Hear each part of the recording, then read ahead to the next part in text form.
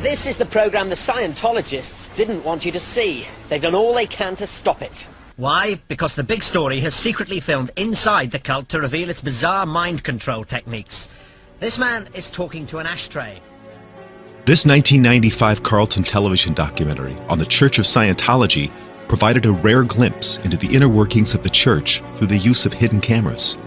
Watching it, we were left wondering if even half of what has been said about the Church of Scientology is true. Its manipulative practices and the way it charges up front for all services, clearly showing it to be a commercial enterprise. Why is it still allowed to operate with a tax-exempt religious status in the US? Something is wrong with this picture. Researching it, we realized that far more was wrong than we ever would have thought. What we found was a global pattern of unimaginable abuse and protection of the abusers at the highest levels of governments around the world. This is a story you will likely want to believe is not true, but the evidence for it cannot be easily dismissed. It is a story that will give you a glimpse into the inner workings of more than just Scientology, a glimpse at things that hidden cameras alone won't show you. And it is a story that will change how you see your world forever.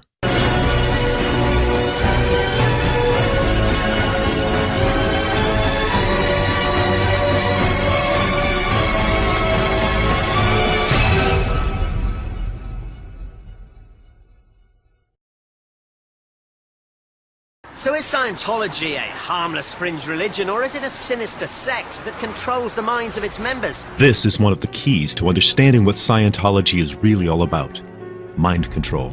Mind control techniques figure prominently throughout the entire Scientology curriculum, and these techniques bear a striking resemblance to those developed by the CIA around the same time that Scientology emerged, as shown in publications like the now declassified Kubark Counterintelligence Interrogation Manual. Kubark is a CIA codename for the CIA itself. Specifically, the process of Scientology auditing is strangely similar to Kubark Counterintelligence Interrogation. You and a friend will team up together and follow the basic steps of the procedure. This is called auditing, and any two reasonably intelligent people can do it. The term auditing comes from a word which means to listen. Kubark interrogation begins with eliciting, defined as obtaining information without revealing intent or exceptional interest through a verbal or written exchange.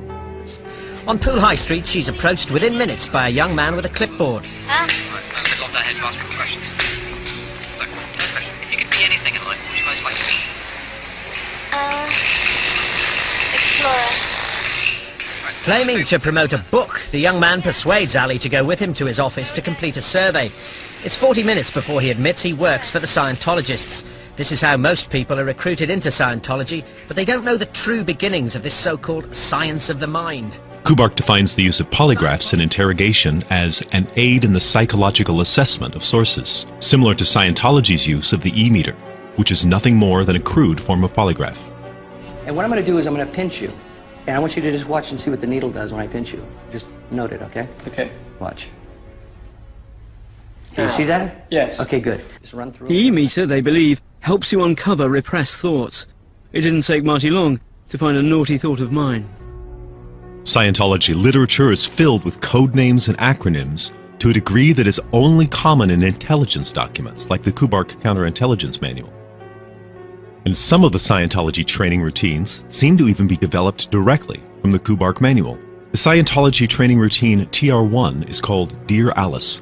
In this training routine, the student is directed to read random phrases from Lewis Carroll's book Alice in Wonderland without showing any reaction to the bizarreness of it. In the Kubark Manual, a confusion interrogation technique is described, entitled Alice in Wonderland. Of course, none of this provides proof that the principles of Dianetics and Scientology are based on CIA counterintelligence techniques, but it does provide evidence that L. Ron Hubbard was both aware of these techniques and willing to use them to gain control and power over others. Notice, for example, how Hubbard echoes the Kubark Manual, which states that detention in a controlled environment and perhaps for a lengthy period is frequently essential to a successful counterintelligence interrogation of a recalcitrant source. Now, I want to give you just a little rundown on what you're walking into. It's too late for you to leave. I mean, you're enrolled. You know, it's quite customary for somebody to say, well, if you don't like this, you're here on your self-determinism and all that sort of thing, and you don't like this, why, it's volunteer, you know, and you can leave and so, well, we don't do that around here. You're in, you're done. So we just closed the gates right at that point. There are countless descriptions of Scientology's use of hypnosis and mind control techniques from a large number of ex-Scientologists, many from the upper echelons of the organization.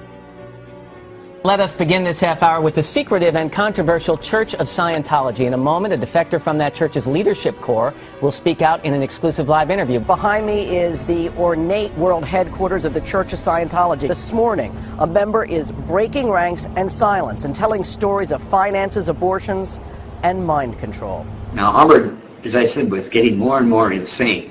He formed, I could see a Nazi cult forming.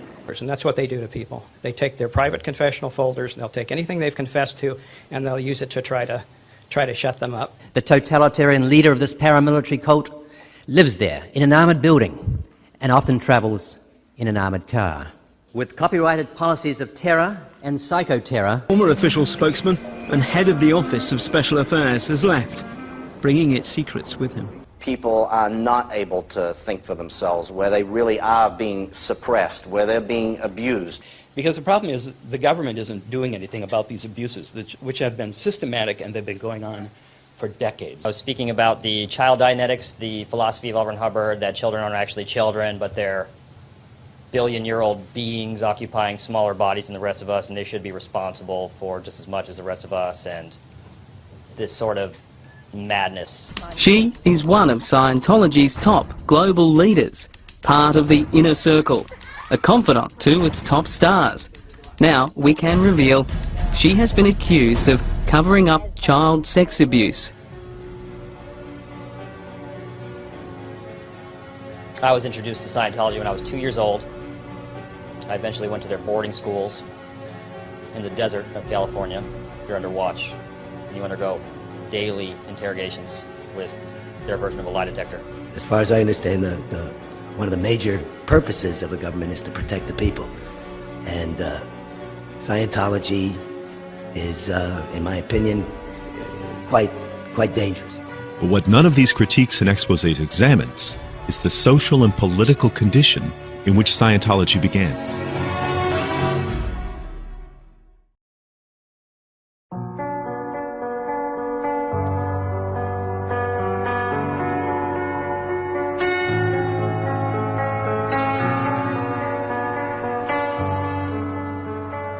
Let's get my relationship to this completely straight. So on.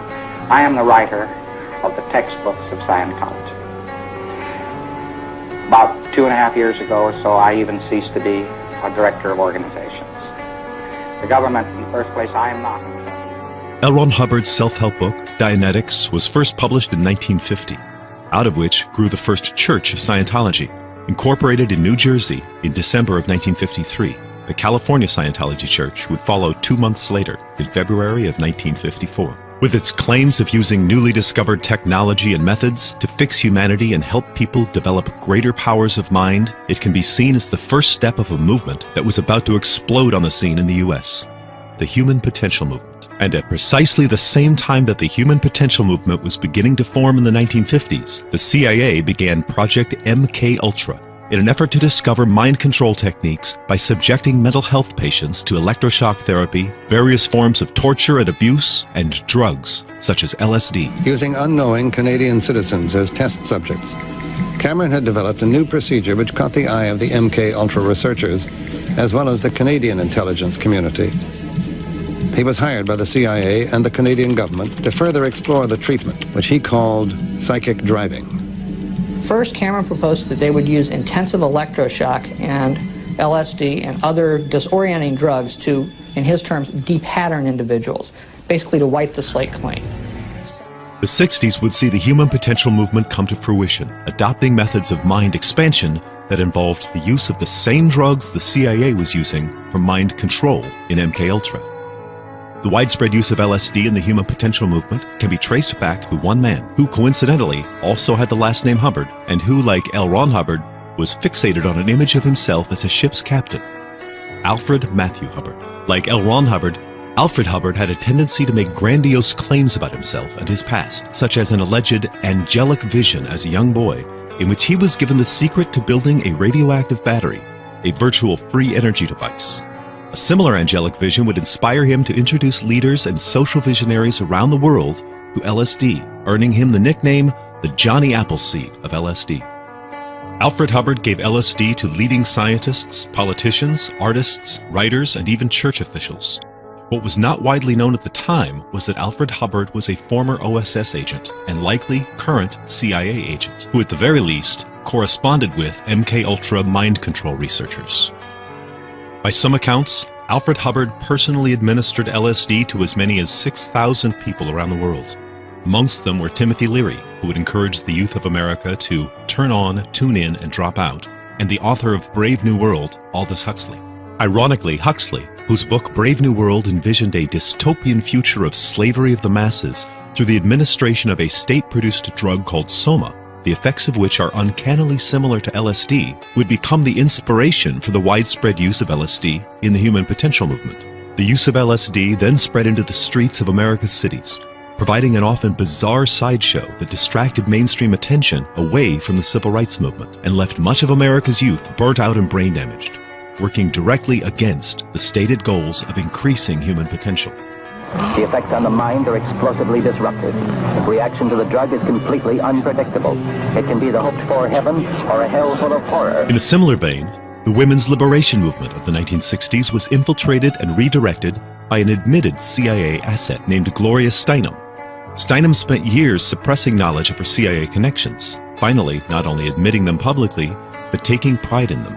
Steinem referred to her CIA work in Europe, informing on and disrupting youth movements, as the CIA's finest hour. In the 1970s, the next phase of so-called human potential research began with CIA funding of psychic phenomena such as remote viewing experiments conducted by Hal Puthoff and Ingo Swann at the Stanford Research Institute, or SRI.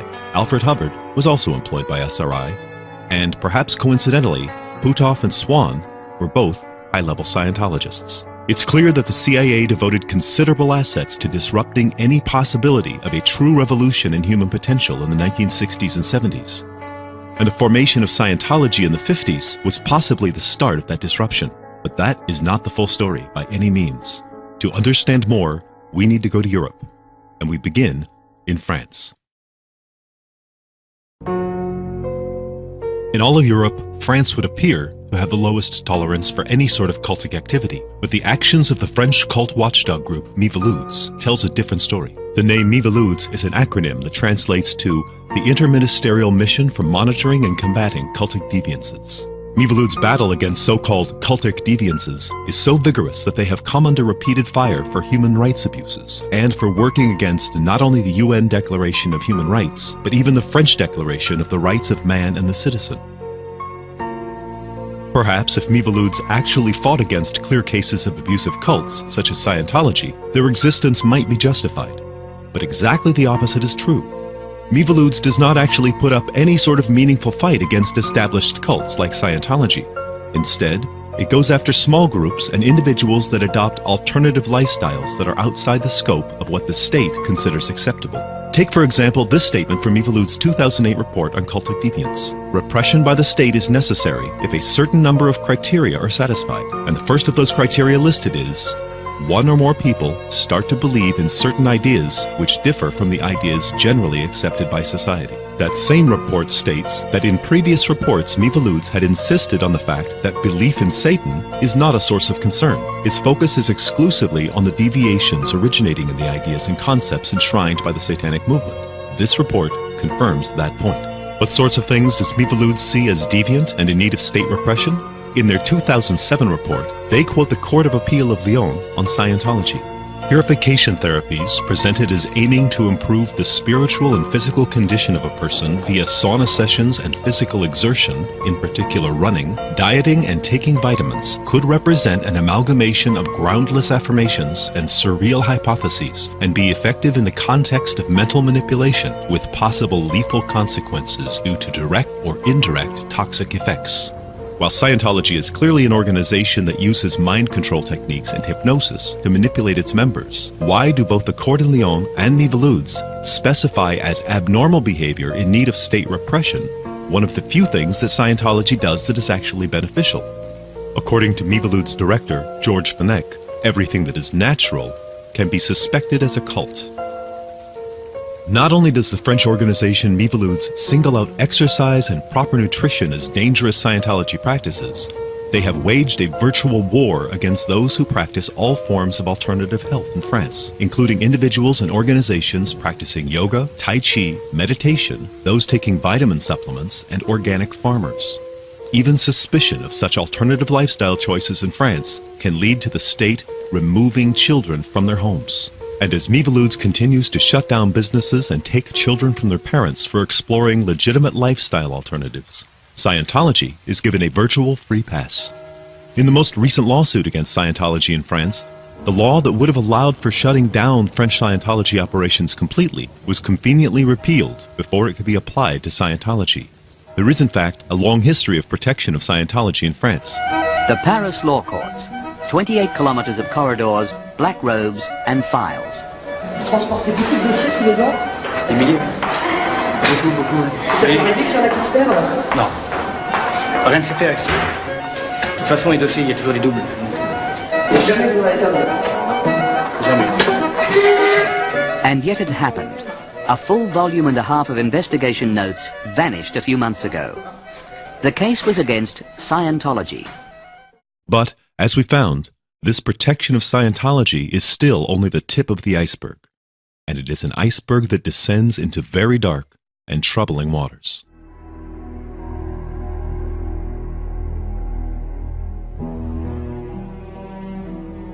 If French authorities such as Miviludes are the ardent cult fighters they claim to be, why then do they steadfastly refuse to investigate this? A staggering number of claims of ritual child abuse across France tied to Satanism. Robert is one of many French children who have given testimony on ritual child abuse in France. Robert begann nach und nach Sachen zu erzählen. Er sagte, ich habe es satt, zu Papa gehen zu müssen. Ich will nicht mehr zu ihm. Er ist böse. Als ich von Robert das Wort böse hörte, dachte ich erst, sein Vater behandle ihn schlecht. Was ganz schlimm und unglaublich an der Geschichte ist, er erzählte auch von Abenden, an denen sich Erwachsene trafen, die sich verkleiden. Mit Mänteln und mit Masken. Und was mich an seinen Worten besonders schockierte, der Kleine sagte, Papa hat sich verkleidet, aber ich habe sofort seine Stimme erkannt. Und Robert sprach auch von Tieropfern, aber auch von Kindern. Despite the hardline position taken by Miviludes on matters of natural health and organic food, their response to all claims of ritual child abuse is to ignore the claims completely. Robert sagt, sein Vater habe ihn mehrfach vergewaltigt. Trotz zahlreicher Zeugenaussagen und medizinischer Gutachten kommt es nicht zur Verhandlung. Die Justiz glaubt den Aussagen des Kindes nicht. Even in the face of photographic evidence. Wie viele andere Opfer berichtet auch Robert von Kameras. Wir finden seine Fotos auf den CD-ROMs von Sandford wieder. Fotos, auf denen Françoise ihren Sohn eindeutig identifiziert. When claims of discovery of tunnels used to perform child abuse rituals arise, the French authorities still refuse to raise a finger to investigate. Noémie berichtet mir von ungefähr 10 Kinderopfern in nur einem Jahr. Sie zeigt mir auf einem Plan, wo sich die Eingänge der Katakomben befinden. Bis heute wird die Existenz des Kellersystems von Saint-Victor von der Justiz verleugnet.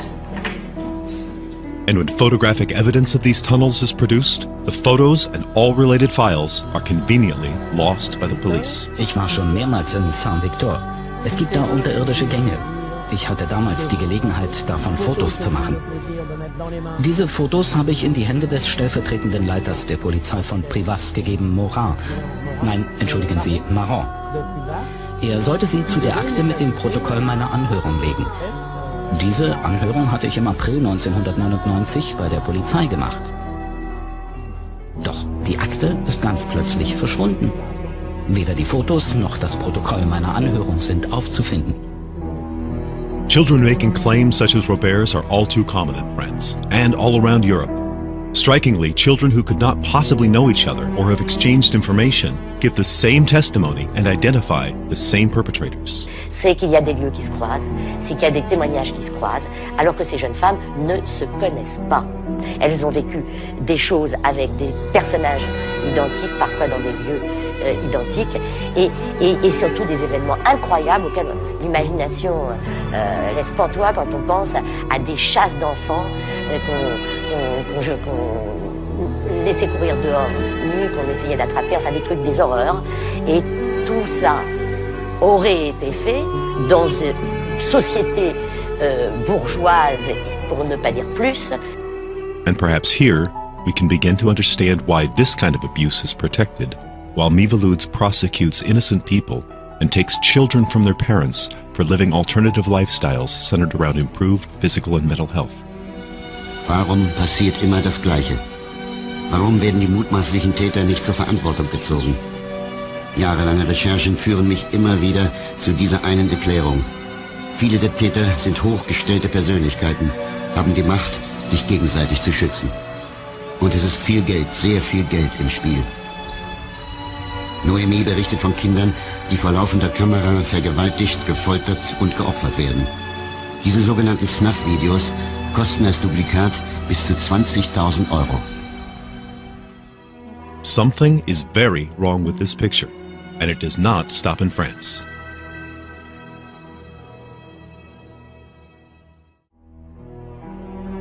August 1996. 2 missing girls are found alive in Belgium.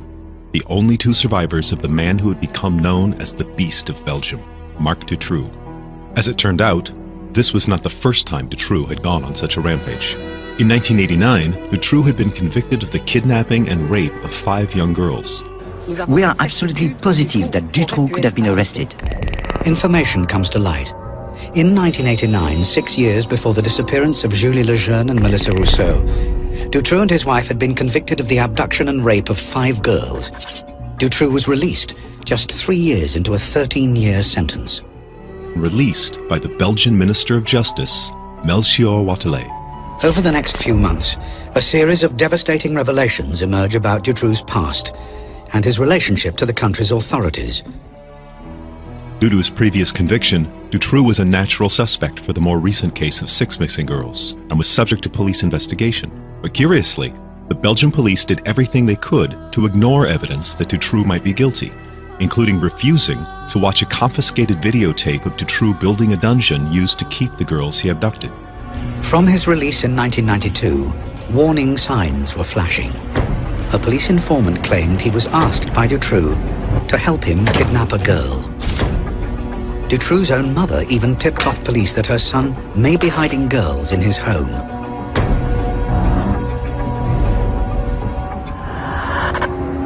Eventually, in August 1995, the police put him under surveillance, an operation codenamed Othello. A camera was hidden in a railway wagon in front of his house in Marcinelle.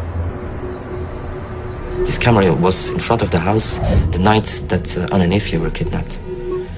The problem was that Dutroux chose to do this kidnapping at night, and the police turned off the camera at 6 o'clock in the evening. Afterwards, they tell us that for operational reasons, this camera has only been turning from 8 o'clock in the morning till 6 o'clock in the evening or something. This is very intelligent if you want to catch someone, a pedophile, kidnapping girls. The officer in charge of Operation Othello, René Michaud, visited the house in December 1995. Dutroux had recently been questioned about stolen cars, and investigators used this as an opportune moment to search his house.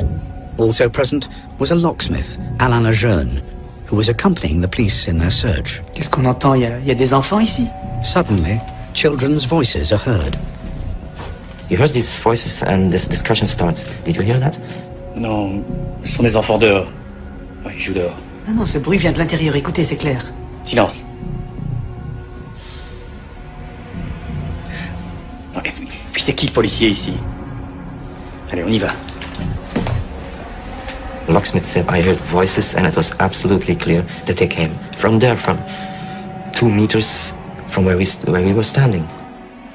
The voices are Melissa Rousseau and Julie Lejeune. 3 months later, they were dead. Do not forget that this Julia Melissa disappearance was the top story in Belgium. That was the top priority of police, at least that's what they told us. Michaud found video cassettes during his search. They didn't watch the tapes. The explanation afterwards that they didn't have a video player. On one of these tapes, we can see Marc Dutroux constructing his cage. The explanation of where it was and how it was constructed was on tape. They just had to watch it, but they had no video player. There again, that's official version. Sorry, I don't buy it.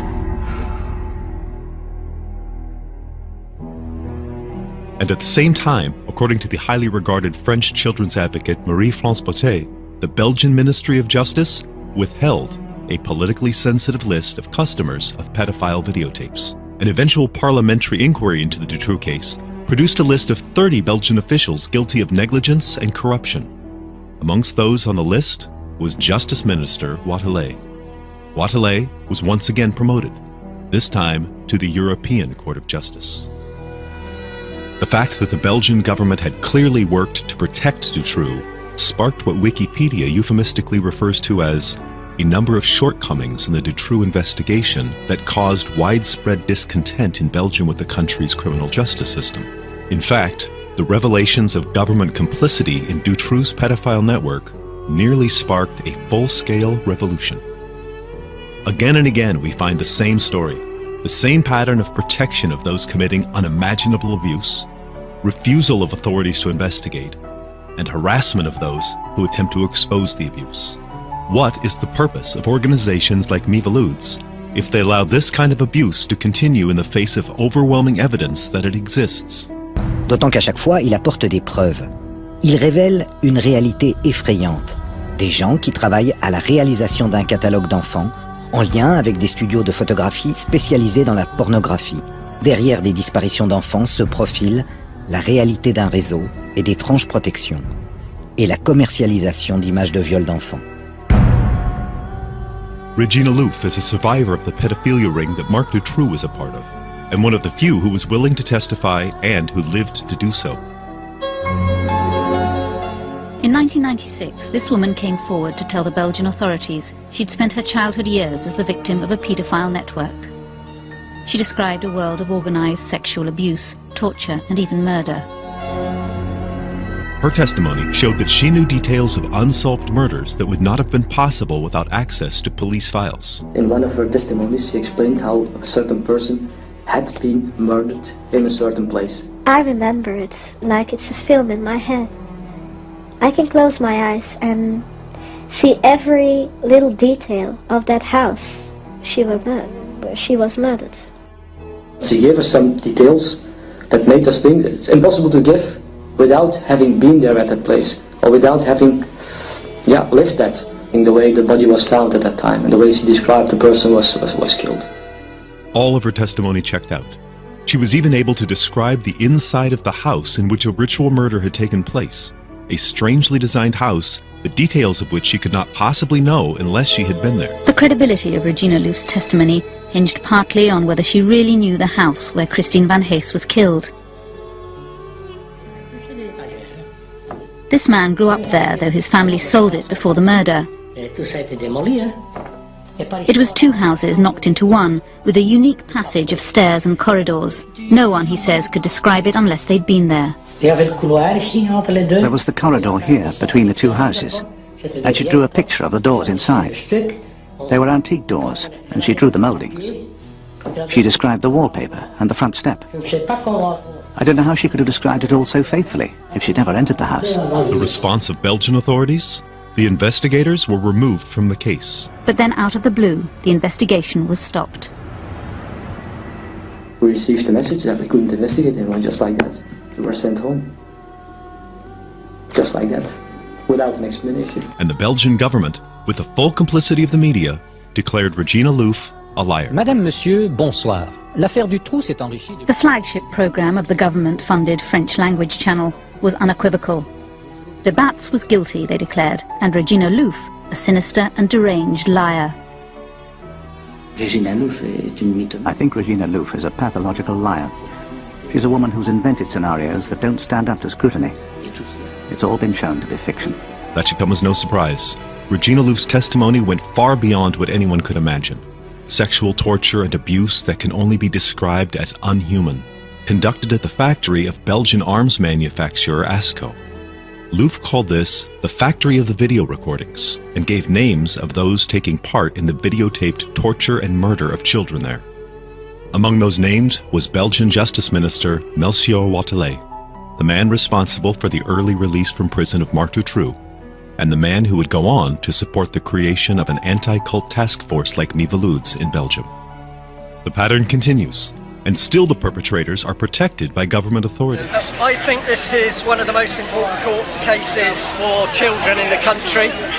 Basically, a decision was made in a court that Holly Gregg was not competent. This is after the police originally said that she was competent, and that was recorded in writing. A reliable, competent witness. A judge then ruled she's not competent.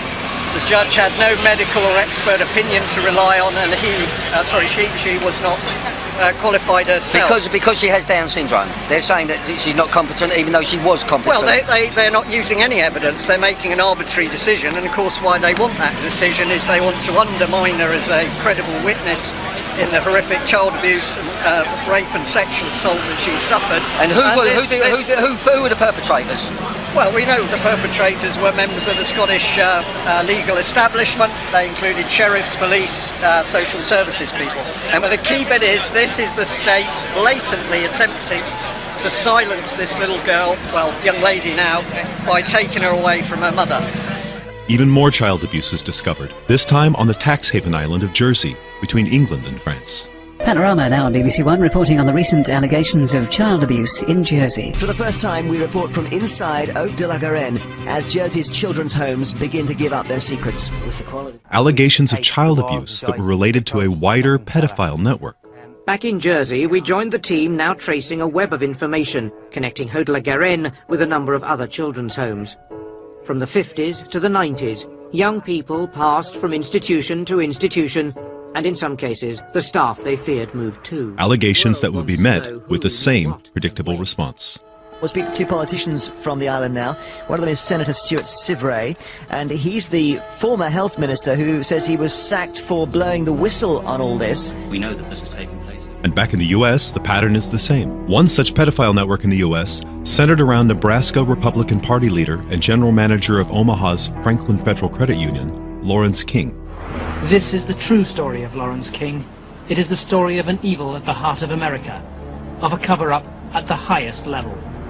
It's a web of intrigue that starts at our Holy of Holies, Boys Town, Nebraska, one of the most respected institutions in the United States, and spreads out like a spider web to Washington, D.C., right up to the steps of the nation's capital, the steps of the White House. Involves some of the most respected and powerful and richest businessmen in this United States of America.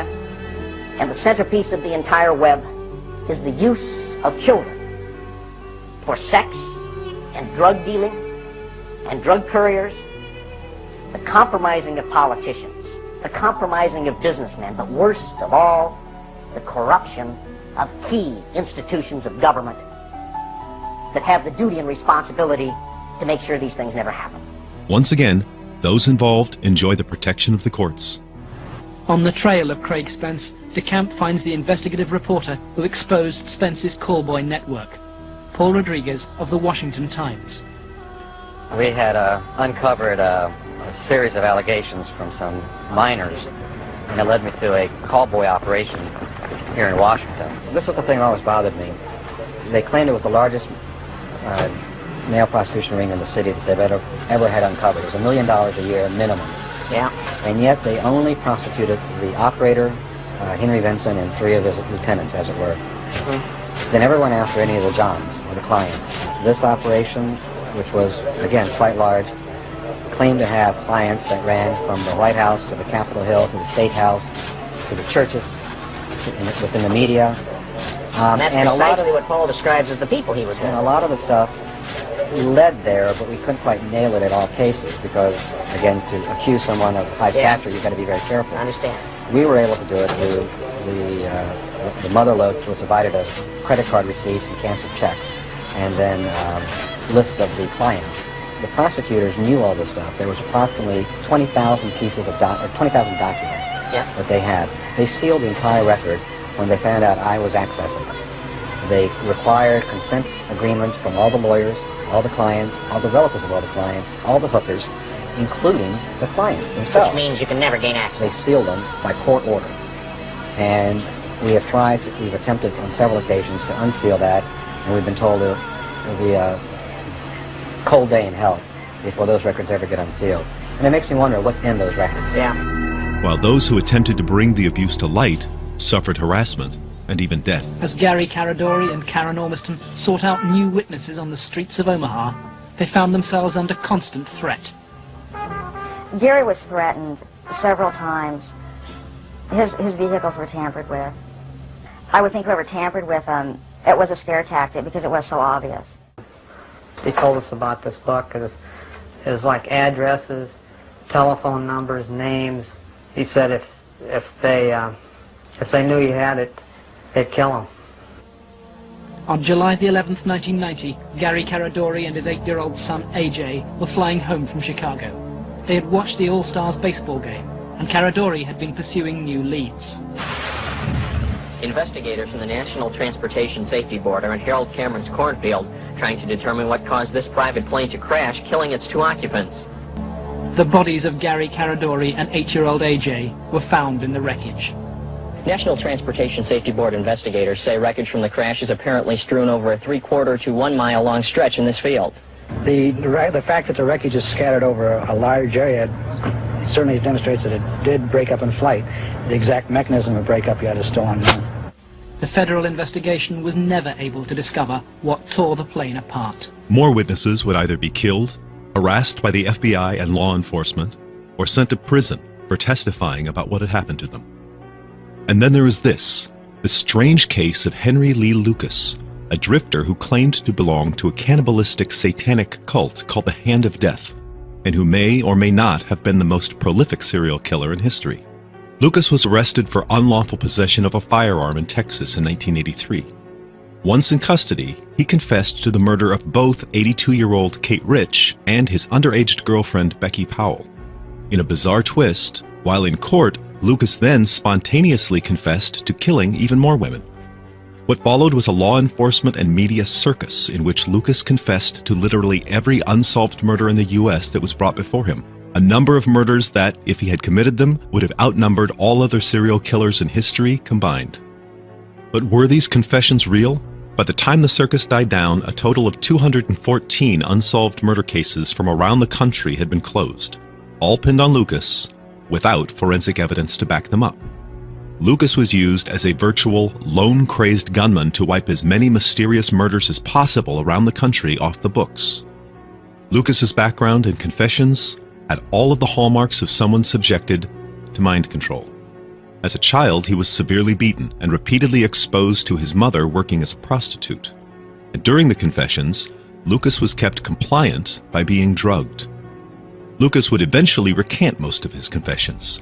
While there was no doubt that Lucas was responsible for many murders, and was certainly not someone who should be left to walk the streets, it also became clear that Lucas was a pathological liar with a severely fractured ego from childhood abuse and drugs, being set up as a patsy. Then, days before he was scheduled to be put to death, the case took the most bizarre turn of all. He was brought to trial and sentenced to death in the state of Texas, while George W. Bush was governor of that state. George Bush was notorious for rejecting requests for stays of execution. In fact, Bush held the record for the greatest number of executions of any state in the U.S. by the time he left office. The first woman to be executed in Texas in over 100 years, Carla Faye Tucker, was killed while Bush was governor. Bush even went so far as to laugh at and mock Tucker's pleas for her life. He then executed another woman 2 years later, 62-year-old great-grandmother Betty Lou Beets, and while Beets did appear to be guilty of the murder she was charged with, there was simply no reason to put her to death. At her age, she could have been locked up for life at a fraction of the cost to the state of an execution, but so was the nature of Texas under Bush. If someone could be executed, they were executed. In fact, during his time as governor of Texas, George Bush intervened to stay only one death sentence. that of self-proclaimed Satanist, cannibal, and mass murderer Henry Lee Lucas. This sort of protection of pedophiles, rapists, mass murderers, and abusive cults, while at other times prosecuting and harassing innocent people suspected of simply living alternative lifestyles or carrying out cruel and unnecessary death sentences that do not serve justice, does leave one wondering just what is going on. Perhaps part of the answer has something to do with this.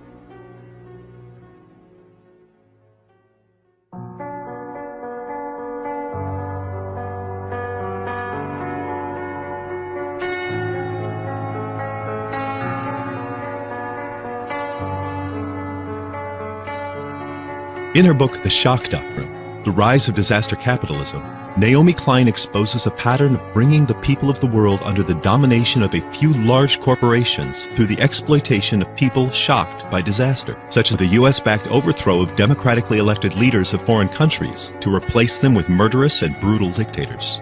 As Klein points out in her book, this was the case with the democratically elected president of Chile, Salvador Allende. Allende was overthrown by a CIA-backed coup and replaced by the ruthless and murderous Augusto Pinochet.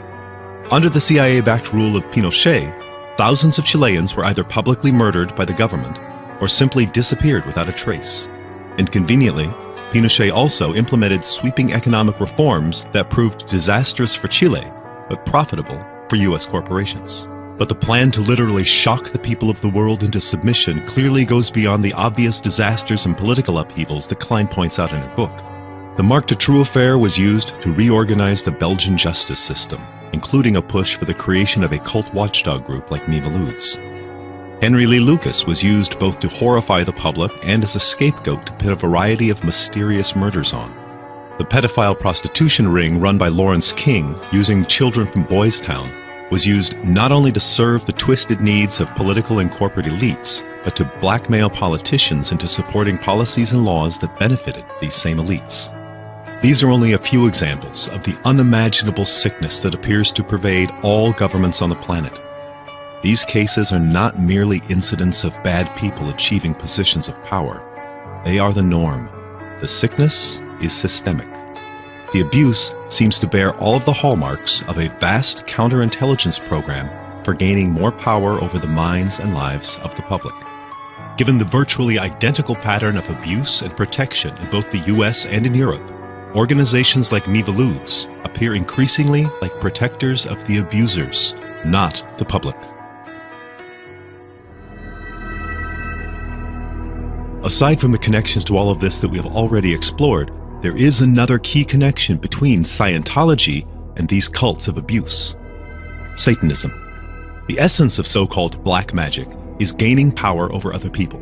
This is also what is behind all mind control programs, ritual child abuse, and Scientology. The Nazis' interest in magic and the occult is also well documented and directly related to their search for ways of gaining the greatest possible control over the populace and gaining power. Immediately after World War II, many of these same Nazi researchers interested in the use of the occult to gain control and power were secretly brought to the US to continue their research via Operation Paperclip. Operation Paperclip was officially approved in August of 1945. Perhaps coincidentally, the genesis of Dianetics seems to trace back to that same year. The official Scientology biography of Hubbard states that in 1945 he was left partially blind with injured optic nerves and lame from hip and back injuries, and that Mr. Hubbard was hospitalized at Oak Knoll Naval Hospital in Oakland, California. Allegedly, he then spent the next years healing himself by applying the principles that would become the foundation for his 1950 book, Dianetics, the book that gave rise to the Church of Scientology.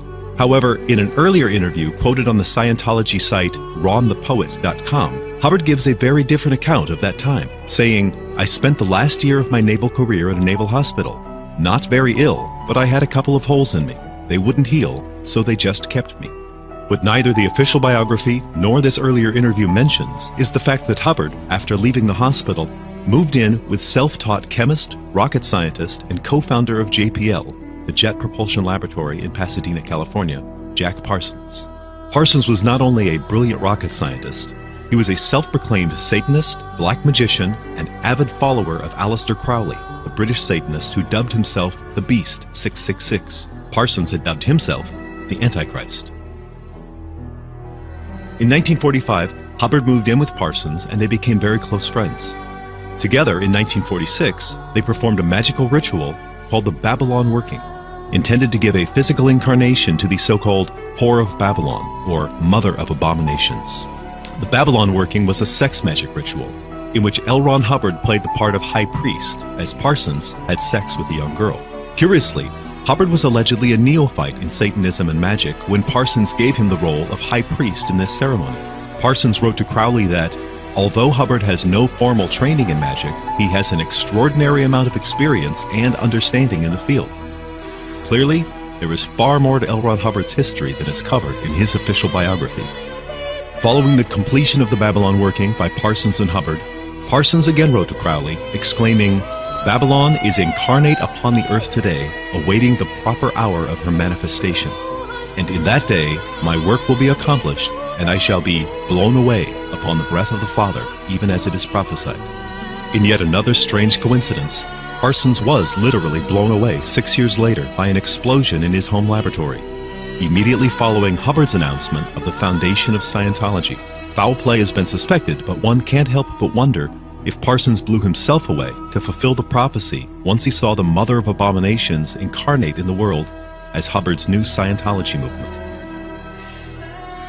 All of this tends to lend credence to the claim of Hubbard's son, Rhonda Wolfe, that Scientology is actually black magic.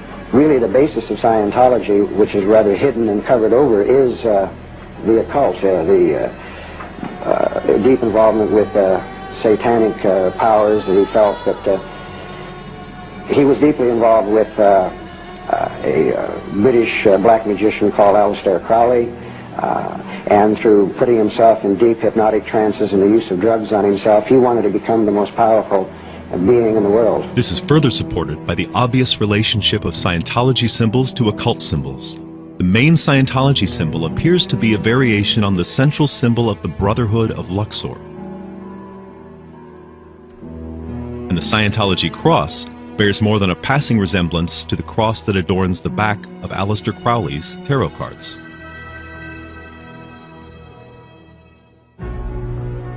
But perhaps the strongest evidence that Hubbard's Scientology is an attempt to apply principles of black magic and satanic worship to mass manipulation of the public comes from his own lips. He could simply say, I have action. A magician, the magic cults of the 8th, 9th, 10th, 11th, 12th centuries in the Middle East were fascinating. The only modern work that has anything to do with them is trifle wild in spots, but it's fascinating work in itself, and that's work written by Aleister Crowley, the late Aleister Crowley, my very good friend. Nazi mind control scientists brought to the U.S. via Operation Paperclip, the introduction of drugs into social movements and onto the streets, the infiltration and subversion of the human potential and women's liberation movements by the CIA, the destruction of the civil rights movement, the rise of satanic worship taking the forms of child abuse cults, pedophilia, and the modified black magic of Scientology, and the protection of and distraction away from all of these by courts and government groups like Miviludes. Examining this evidence, the following picture emerges. Seeing the possibility of a widespread change in values beginning with the growing civil rights movement, a massive counterintelligence program was launched. The purpose of this program would be the infiltration, subversion, and misdirection of all groups and movements that might contribute to this change in values. Once the civil rights movement had been stopped, and all other movements had been subverted, the specter of cults, and more recently, terrorists, along with institutionally sponsored abuse, was used to coerce the public into accepting greater levels of governmental control of their lives. And organizations like Miviludes were then created to protect those committing institutional abuse and battle against those attempting to expose or heal the effects of this abuse, all under the guise of protecting the public. We encourage you to examine this evidence for yourself. And if you reach conclusions similar to ours, we also ask you to think. Do you want to live in a world ruled by abusive and psychopathic monsters?